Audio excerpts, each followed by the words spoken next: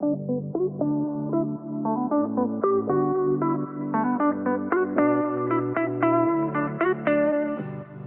to Teal Talk, a podcast brought to you by the Ohio Alliance to End Sexual Violence. That's OAESV for short.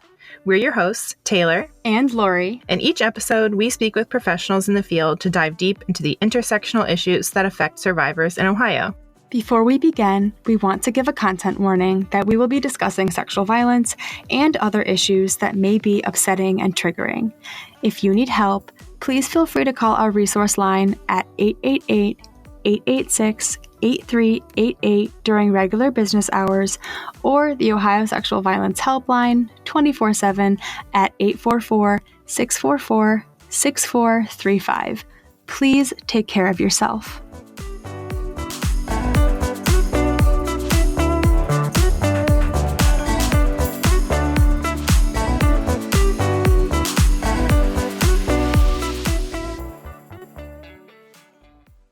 Hi, everybody, and welcome to the second episode of the second season of Teal Talk podcast.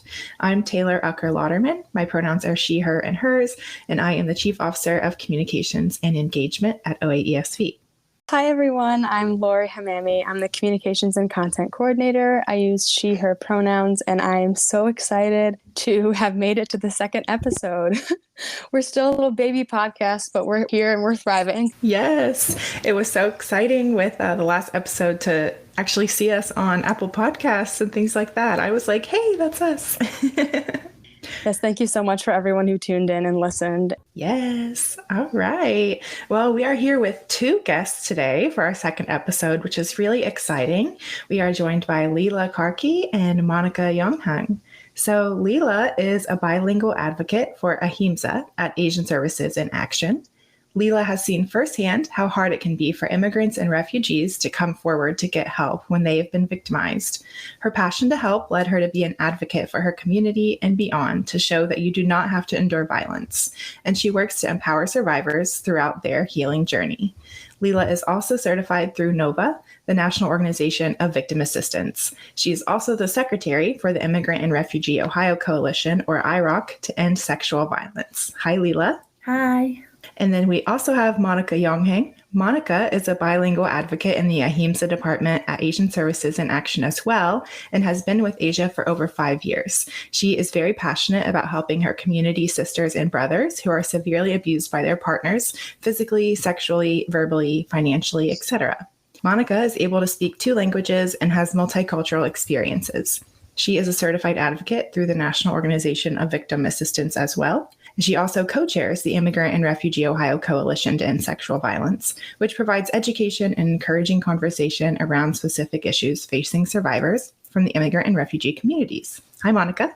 Hello. Thank you for having me here. I'm so excited. We're so excited that you're excited because we feel the same way. So for those listeners that don't know, May is Asian American and Pacific Islander Heritage Month.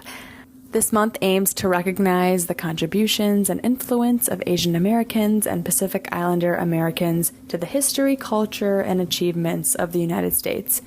So for today's episode, we are bringing awareness to sexual violence within the AAPI community, identifying what survivors in those communities need, and highlighting some AAPI leaders in the anti-sexual violence field.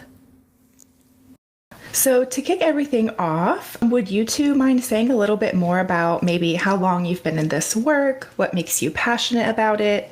This is Monicah again. So I've been with the Asian Services in Action for over 5 years. So I came here 2009 in the United States as a refugee. The culture that I came from is like a very patriarchal society, even though I wasn't like the victim, the sexual violence survivor, or anything like that. But I grew up in the mindset of how, male dominant culture can suppress the woman's power to overcome those barriers that comes to their way to become an independence.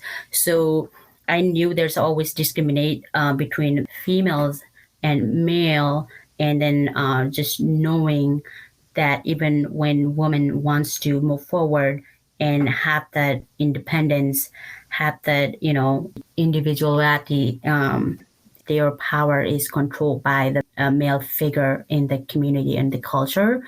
So I really wanted to strongly advocate for these girls and women. So that's why, once I started working in this field, it really, I started to have a deep connection to help these women, because a lot of the clients that I provided services to, they see me as someone who they could like be safe, feel safe, and they can, the potential they have, they can get that through my route, like meaning like my help, and then that's why like I love what I do every day.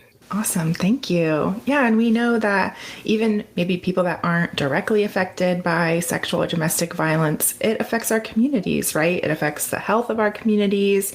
And that patriarchal, idea that you're talking about really is at the root of violence anyway, right? Like if we're okay with people, treating some people better than others and allowing them to have power over others, that's how we get into these violent situations. So I definitely think that's an important point. Thank you.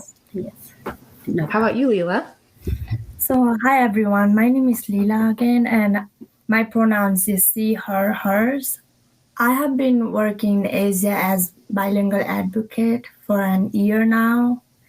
There's a stigma in most AAPI communities, including in my community, that, this is how women are treated and they should just take it in. And most of the women starts believing it, that, oh, this was meant to happen to me, and, just gives in. And where I work, I get to be that voice that says, no, that's not how it works. You still have right to fight for yourself. And no matter what your gender is or whatever background, you are you, and you deserve as freedom as everybody else. I'm over here like clapping and snapping to what you're saying. I love it. Yes, absolutely. Thank you both. For us and for everyone listening, could you tell us a little bit about the organization that you're with, and maybe even also about Ahimsa, the department that you're with specifically? Yes. So we're from Asian Services in Action. We have 9 departments, and we're from the Ahimsa department. So Ahimsa department is a department that we work with the individuals who are domestic violence, sexual assault, and human trafficking survivors from immigrant and refugee backgrounds. So we provide like emergency shelter. We do referral to emergency shelters. We do case management. We do housing, language assistance, counseling, support groups. And we also have attorneys on staff who we work with side by side to accomplish like a client's needs in legal sector. Thank you. Awesome. That's great to hear. I know it's so needed. So thank you. And Ahimsa also means like non-violence, and we chose that name. That comes from Sanskrit word where Ahimsa means non-violence. So the community that we serve here are first generation immigrant here, and then we also have a federal funded health clinic. So we, when the community or the survivor needs help, they can just tell them that they are coming to a clinic and they can access our services. Yeah. So it's the safest way to do that. So we came up with that idea. Because we want survivors to know and feel safe when they come in. So the name itself is soothing and very inviting. Yeah, I love that. And I love that, it's it gives them a little bit of anonymity too of, they could be coming to your organization for a lot of different reasons. So I'm sure that helps. And I love the use of Ahimsa there too. Yes. Yeah, I love the use of Ahimsa as well. It's very trauma-informed, and like Taylor said, I like the anonymity behind it, where someone could be coming to get any variety of services, and it doesn't directly name them as a survivor. It's not like Ahimsa Rape Crisis Services, it's just Ahimsa. So I'd like to kick off this episode with any statistics or information you'd like listeners to know about sexual violence within the AAPI community. Because as we know, sexual violence can affect anyone, but it does affect some communities disproportionately. So there are not a whole lot of like statistic. Even there is like they are not accurate numbers. That's because they are underreported due to the fact that they are concerned about their family reputations, like a stigma that carries heavy within still. And I have also encountered that some of these women believe that their body belongs to their husband or partner once they are with them, and they can do anything with their body parts. That is something like, I don't want to like say all AAPI communities, but this first generation that I have encountered, it's a very, education piece that we have to offer because, it's your body and then not knowing that you have a power over your own body, right? Mm-hmm. So, and a lot of like API like still struggles to like normalize to talk about like a sexual violence topic. And like I see like a lot of the new generation, they've been here for second generation, third generations, they are kind of open to talk about, and they want to normalize it, but it's still there are so many again other APIs communities, they are like, this is kind of like a no, means like no, when it comes to like a sexual violence topic, like to discuss about it. And I think the more we talk about the sexual violence, like we need to normalize it. Right. Yeah. Those are such important points. Yeah. Lori, I didn't mean to cut you off. I get too excited to like respond. So sorry. I want to give you a chance to respond first. No, it's okay. Something that stuck out to me is the education piece you mentioned, where survivors are coming in and not even realizing that they have ownership or autonomy over their own bodies, and not even really realizing that they should. It must be both difficult and amazing to witness a survivor coming to that realization or learning that for the first time. It's pretty incredible that you get to provide a space for survivors to learn that and get that education piece that they have been missing and lacking in their own culture and upbringing. Yes, it's not like we're gonna be brainwashing, but we just educate them about like like their rights, and it's their body, and then the culture they came from. As a woman, you're supposed to act in a certain way, and you're not supposed to talk about your family matters in the public. So their mind is so ingrained into this: women should act in a certain way. It takes some time, and then the more we talk about it, the more it can be normalized. Exactly. Yeah. A lot of people don't even know the definition of sexual violence, or, it takes a bit of talking about it for people to even realize maybe that's what has happened to them. We see a lot of people, talking about their survivorship for the first time when they're like in their 50s or even older, because it's just been so normal to them, or it's been what they think of as just a normal relationship, especially for women in relationships with men. And it's still so hush hush. We really just don't talk about sexual violence and domestic violence that much. It's still so taboo for a lot of communities. And it's sounding like, especially for the AAPI community with cultural expectations, it's definitely a hush hush, like don't talk about it thing. So I think it's really beautiful that you're giving this opportunity and just helping people to use their voice and, like you said, to empower them. Yes. Yeah. Yes. And one thing I can add is that in American culture, like when you are hitting puberty, like your parents or, an adult or a close friend, or at least they give a book where it talks about how your body changes and what you need to be doing. In our culture, and also I can speak for most AAPI culture, like we don't do that. From the beginning, there is a gap. And then later on, as you become adult, you learn as you go, and they have been taught that like you are married to this person and this person owns your body. Thank you. Would you two be willing to say a little bit more about some, you've mentioned some challenges already that survivors in the AAPI community face. Is there anything else that you would want to add to that?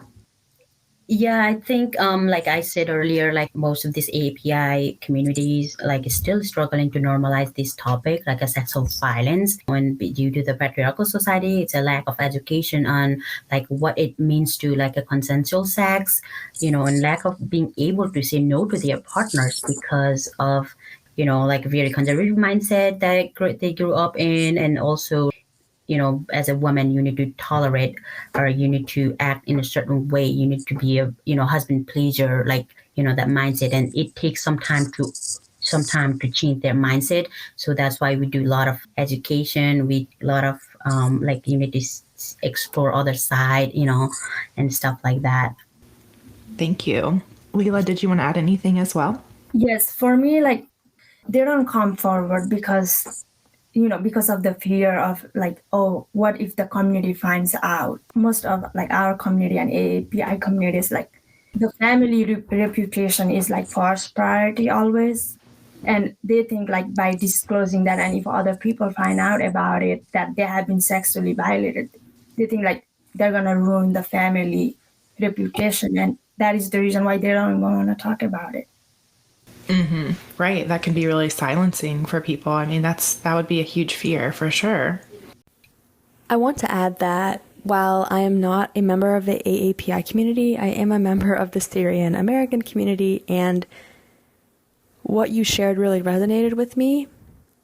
The part about survivors feeling ashamed to disclose because they don't want to bring disgrace to their family, or the opinion of family mattering more than someone's personal struggle.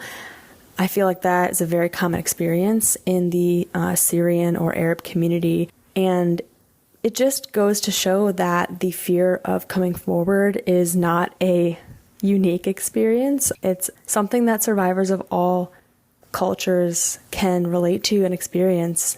And hearing that, sounds really disheartening. And I'd love to hear, how can we overcome these challenges? What can we do within the AAPI community to encourage more survivors to come forward and seek help? What do survivors in this community need? These survivors, even though they want to get help, it's like their family and the community is literally making a threat to them because like it's gonna hurt their family reputations and family names. There are a lot of women, they don't know about their rights and stuff like that. Their body belongs to them and they can make their own decision. But there are women that who wants to come forward and take an action, but they still would not be able to do it because of the family pressures, community pressures, and cultural or religious pressures.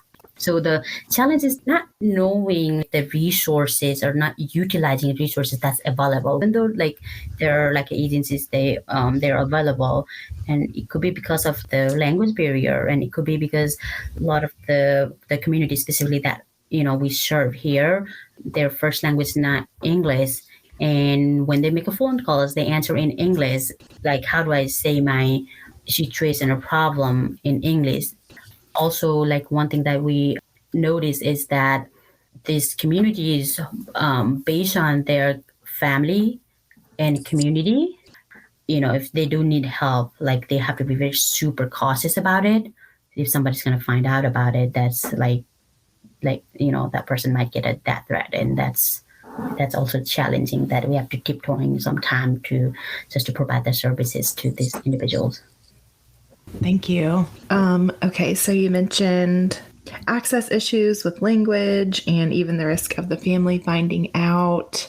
Was there anything else that you would want people to know about what survivors and I keep saying AAPI community, but I also want to like acknowledge that I know there's so many communities within that. Like that's a huge group of people. So I'm trying to say AAPI communities because I know that there's multiple, but would there be anything else that you think that survivors need, and that you want people, even just people working in this field that maybe are primarily English speaking or are serving other communities, like what should we know and be more mindful about? I think just the education piece, that their body belongs to them, encouraging them, it's your body, it's your choice.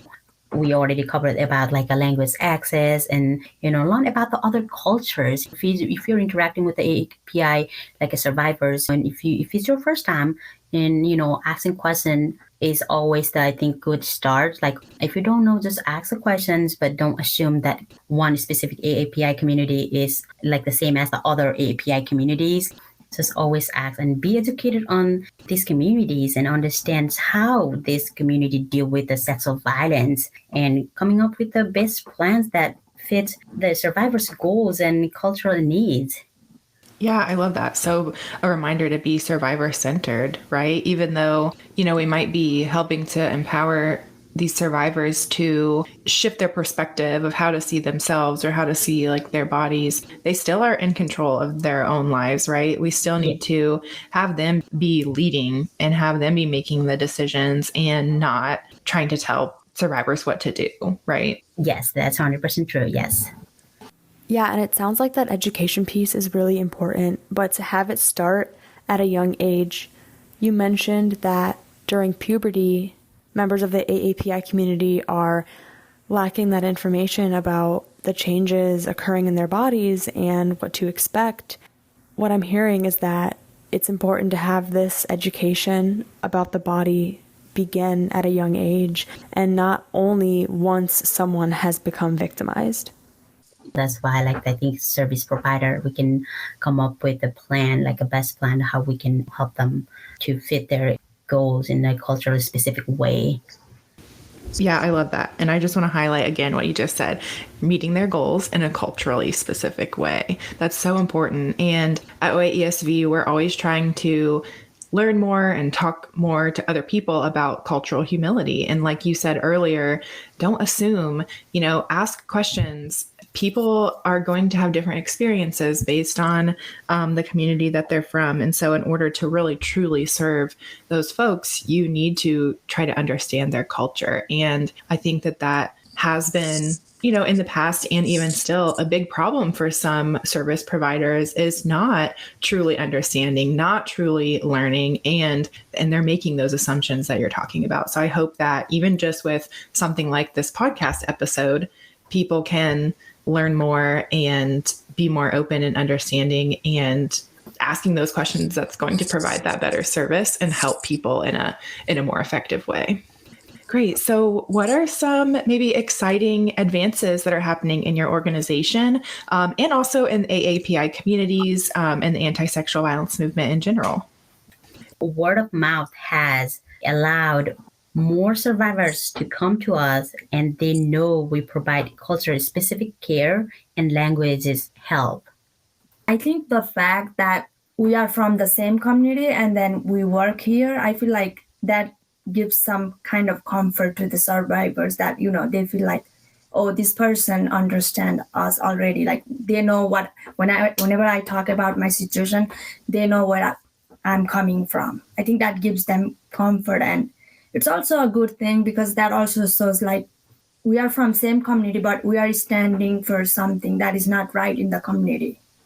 So I think that gives them courage and that also gives them motivation. Like, oh, if this person is helping me in this way, like I should also have that growth mindset to stand against like what the culture normalize.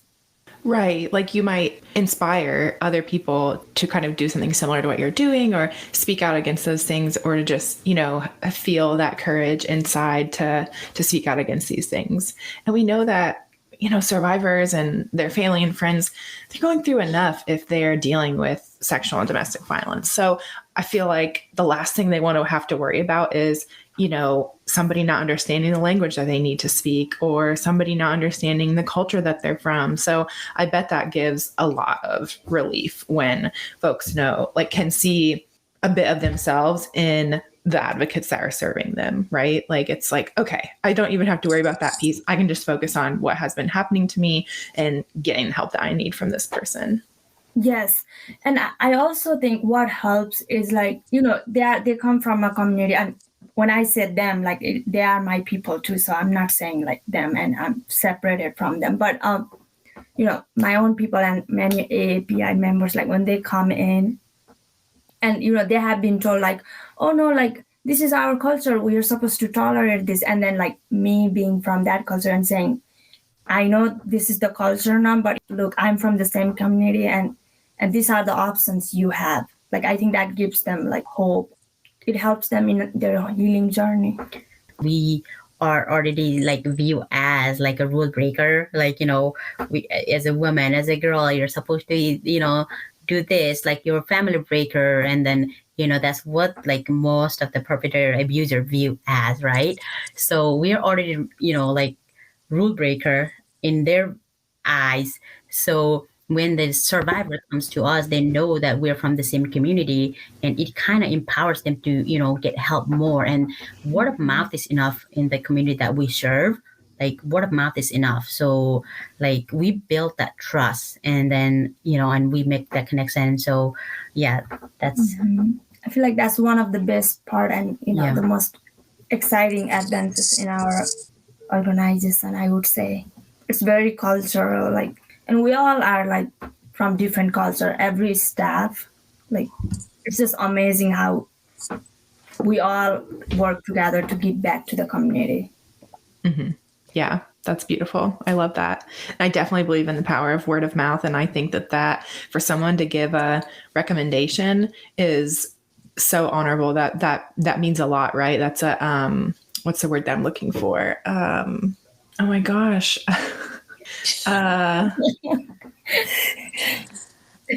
What is the hint? I know, like a compliment. There we go. It's a big compliment because they're saying like, okay, I trust this person and I trust them enough to send you to them, and I care about you, right? So to me, that's like the biggest compliment that you can receive is for people to share word of mouth about your organization. Yes. I love rule breakers, so I loved hearing you describe yourselves as that. Our executive director and CEO, Rosa Beltray, always calls us disruptors here at OAESV. I love that language.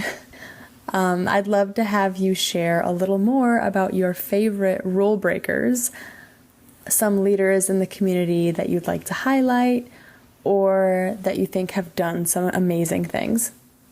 In our own agency, like we have a lot of AAPI leaders. We also have a ton of like allies outside of the AAPI communities who work to empower these AAPI survivors. And we also have some allies who are out of AAPI community that they have entirely dedicated their life working in the midst of AAPI community. It wouldn't be possible for a lot of AAPI community and my own community people to get help if it wasn't for them to, open door and be open-minded and, contribute to what services we provide here. I think it's important for people, especially, for example, like white people or people that, maybe have lived in the U.S. for longer, to use whatever privileges they have to help other people that might be, being marginalized by our systems. As a white woman myself, like, I think that's really important to do that and to have that partnership and like do whatever you can to use the power for good. And like I was going to say, to the disruption and all that, like cause good trouble with you. Yeah. Yeah. I love that title about me, actually. Is there any names, like could you name your CEO and any other names of people that you feel safe giving so folks can know, I think it's important if we can say the names to do that. Yeah, so our CEO's name is Elaine Tso, and then we have the CFO Chandra Ghalley. So with their support, like we're able to do this kind of job, including men, that we are able to provide the services in the culturally appropriate way. Yeah, even though like we talked about human, because it's like very common, but we do have male clients too who is equally, victimized. So it's not, even though like whenever we hear about sexual abuse and domestic violence abuse, like immediately we go to like women, but males are equally victimized too, In our organization, our door is open to anybody. Yeah. there is not a gender. Thank you for that. Yeah, we do have at OAESV, we have Javon Howard, who is our manager of engaging men initiatives, and he's working on that really heavily. And I'm also really excited because I don't know if y'all are planning to attend the 2 Days in May conference with the Attorney General's office coming up in a couple weeks. But Yeah, we I'll have be doing it. Yeah. You are going? Okay, good. Tony Porter is going to be there. I don't know if you saw that. He's from A Call to Men. And so, that's part of his work as well, is, making sure that we're talking about that fact that men are victimized as well. And, how can we really welcome them into this movement and get them involved, and not only seeing them as like perpetrators all the time, but recognizing too that they've been victimized as well many times. So Yes. that's definitely important work. Mm-hmm. We do have a lot of male clients, like we provide services to them, and they are the survivor of sexual violence as well. I do have a follow-up question to that, though. Would you be willing to say, like, what kind of differences are you seeing? So, like you mentioned before, culturally, there can be some things, especially for women, when it comes to having been victimized and maybe seeing that, like thinking that it's okay because they're in a relationship with somebody and that person, gets control of their body. Like, what are some differences when you're serving men that you're seeing between men and women? So when it comes to like sexual violence, most of the male clients that we serve, they're mostly like starts as a domestic violence, then it leads to the sexual violence, and then they don't talk about it as much about the sexual violence part. I think because they feel more, how our society put men to be more tough. So all these male clients have the mindset. So that's why like they don't disclose at the beginning. And sometimes we will know down the road, okay, they are survivor of sexual violence as well. They don't disclose their sexual violence as easily or openly as females survivors of sexual violence, for sure. And I'm sure there's a lot more that we could say about all of this stuff. And so hopefully we could have maybe a follow-up episode in the future or something, and you can give us even more information. But for now, can you tell us a little more, like all the listeners, how can we support you? Like, are there events coming up? Is there ways that we can share your information? What can we do to help? And also, how can listeners contact you if they need to? Oh, yeah, there's different ways to support us. So bringing more awareness to AAPI communities and specific agencies that can help, like education, and be open-minded about other cultures. Digging more about how does this community respond to sexual violence. And we also will be hosting a training that's coming up that deals with working with immigrant and refugee survivors. That is going to be on the May 26th from 9 a.m. to 4 p.m. It will be virtual, so if anybody's interested, they can contact us, and then we'll provide the Zoom link and they can join us. And people who are wanting to learn more to help like a sexual assault AAPI survivors can also join our Immigrant and Refugee Ohio Coalition to End Sexual Violence. We also call it IRAC. So for IRAC meeting, it's the first Thursday of the month. From 9:30 to 10:30 a.m. And if they did want to join IROC or they did want to go to the training, how should they contact y'all to find out more information about that? They can either reach out to our department. They can reach out either to us, Leela, or me. So my email address is myonghang@asiaohio.org. I can give out my email. It's lkarki@asiaohio.org. Awesome.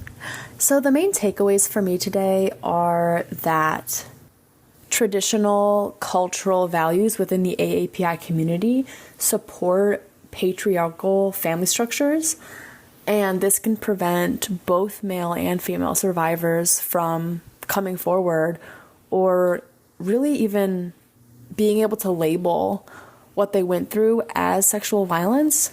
You mentioned that there's a concerning lack of education around consent and bodily autonomy. So a lot of these survivors think what they're enduring is expected of them or just a part of being a married couple. You mentioned that data on these communities isn't readily available, and I just want to remind people that just because data doesn't exist doesn't mean that these survivors don't exist. Data on sexual violence is extremely lacking for a variety of reasons. I just want to thank you two so much for being on here today. I learned so much. I know our listeners learned so much, and I'm grateful that there is a community to accept and welcome these survivors with open arms. Yes. Yes, anybody who needs our help, we're always here. There's no wrong door at our agency. We're more than happy to help anybody who needs help. Thank you so much. I just want to say thank you again to both of you, not only for being here, but for the important work that you do, and to everybody at your organization, because I know, especially in Ohio, there's just not a lot of organizations doing this like culturally specific work that you're doing. So it's really important and really necessary. So thank you so much. Yeah, thank you so much for having us on this podcast. This is, such a great opportunity for us to be here, and I really appreciate everything. Thank you so much for giving your time to us and, to make this world better. That's what we do, right? So, yeah. Thank you. Yeah, we're trying, right? Awesome. Thank you. Thank you both. We're always open to episode ideas. Do you know someone who has a lot of awesome things to say or share? Connect us. We want this podcast to be for people doing anti-sexual violence work, and also for people who just want to know more of what we are doing and how to help their neighbors. Shoot us an email at communications@oaesv.org. Thanks.